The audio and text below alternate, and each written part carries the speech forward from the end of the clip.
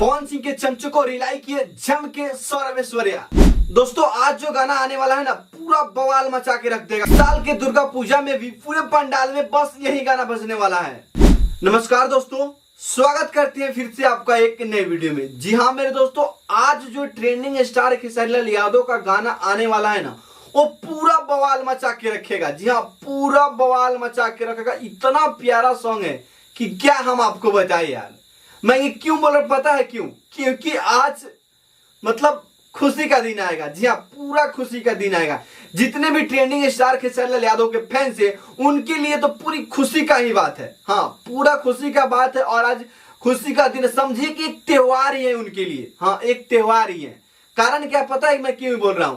क्योंकि देखिए यहाँ पे होता क्या है कि ट्रेंडिंग स्टार खेसारी लाल यादव कभी भी नए राइटर से गाना नहीं लेते हैं। हाँ, नए राइटर से गाना नहीं लेते। और आज ऐसा हुआ भी, ट्रेंडिंग स्टार ने नए राइटर से गाना लिए हैं और अपने खुद के चैनल पे अपलोड कर रहे हैं। यानी कि खेसारी म्यूजिक वर्ल्ड पे ये जो गाना है वो अपलोड होगा।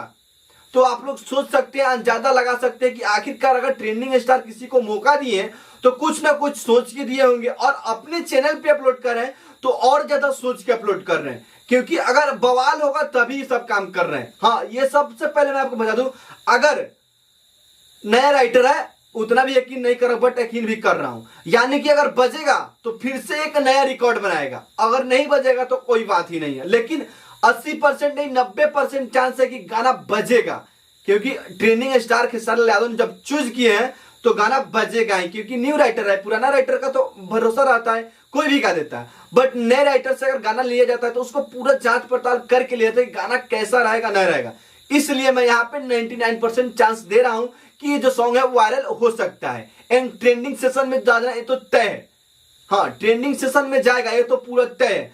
चलिए गाने के बारे में बात कर लेते हैं कि आखिरकार कौन सा गाना है और कब आएगा और इसको किसने लिखा है, सब कुछ यहाँ पे मैं नोट करके रखा हूं। चलिए मैं आप सबको बता दे रहा हूं। दोस्तों यहाँ पे सबसे पहले मैं आपको बता दूं कि इस गाना का नाम है पुजाई होखेला। जी हाँ दोस्तों, काफी मस्त सॉन्ग है, वनली देवी सॉन्ग है, पूरा पचरा।